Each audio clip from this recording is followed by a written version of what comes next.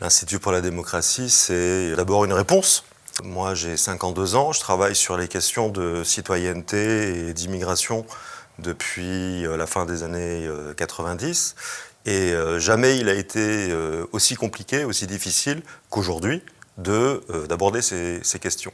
Le problème n'est pas l'immigration, le problème c'est l'évolution qu'ont connue les sociétés européennes, une évolution politique qui a une tendance à décrocher par rapport au projet démocratique. C'est-à-dire que ce qu'on prenait pour être des principes acquis, l'émancipation de tout le monde, la lutte contre les discriminations, l'égalité, l'inclusion, aujourd'hui est fortement contesté.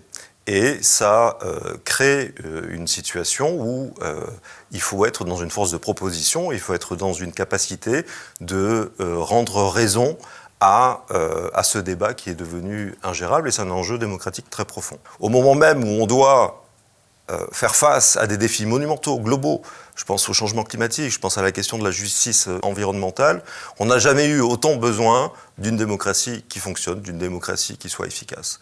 Donc voilà en fait les raisons pour lesquelles on a souhaité créer cet outil et répondre à l'urgence démocratique qui est, je crois, la situation urgente de notre temps. Moi j'ai été chercheur, donc j'ai une carrière universitaire qui est un petit peu atypique parce que c'est plutôt un parcours international.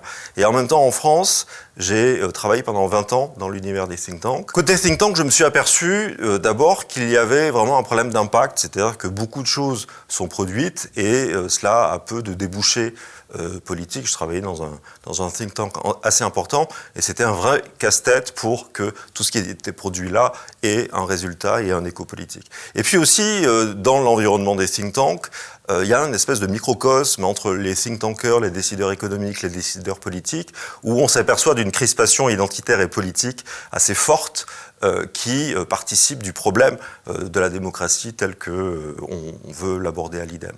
Donc c'était très peu satisfaisant. Et du côté de la recherche plus universitaire, il y a une difficulté à entretenir un dialogue fructueux entre chercheurs et politiques, qui font tous les deux des métiers différents, et c'est très important de le souligner. En même temps, on vit dans un moment où, je crois, la capacité critique de production de connaissances par les chercheurs est un outil fondamental pour que les politiques puissent prendre des décisions éclairées. Aujourd'hui, on vit dans un monde où on a l'habitude de se dire, les fake news, on vit dans une société de post-vérité. Une société de post-vérité, c'est pas du tout un régime de connaissances adapté à la démocratie. Une société qui vit sur la post-vérité, c'est simplement une société qui est gouvernée de manière autoritaire et qui est dans le repli sur soi. Et donc, c'est une bataille qui est très très très importante à mener aussi pour défendre la démocratie et l'indépendance de la recherche. Donc ce qu'on veut faire à l'IDEM, c'est d'articuler ces deux dimensions. C'est de créer une nouvelle dynamique à partir de ce dialogue qu'on veut rendre le plus opérationnel possible entre la recherche et la politique.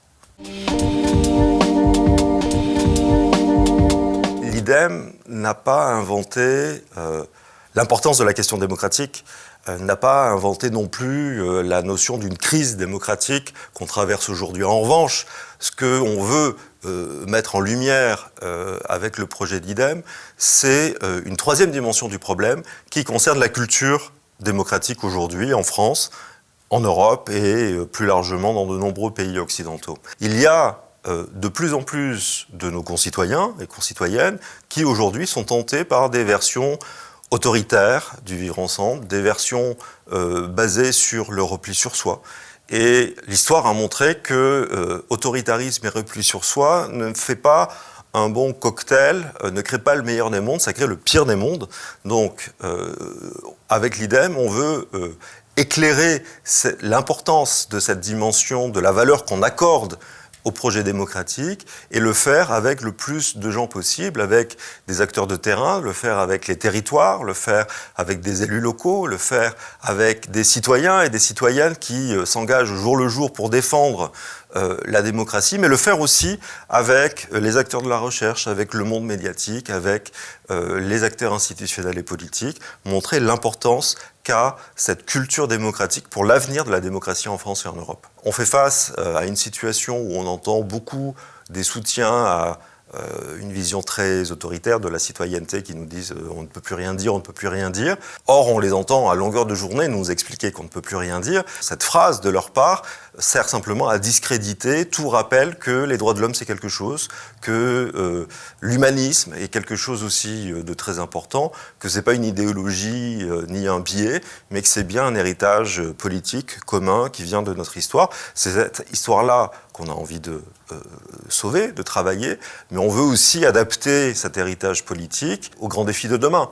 Donc il ne s'agit pas de regarder dans le rétroviseur, mais vraiment de proposer quelque chose qui soit capable de répondre à notre avenir politique, à notre avenir citoyen, tous ensemble. Et pour le faire, on va organiser des tables rondes, on va produire de la recherche, publier des livres, des pastilles comme celle-ci sur les réseaux sociaux, et espérer que vous serez nombreux à nous suivre pour faire ce travail tous ensemble.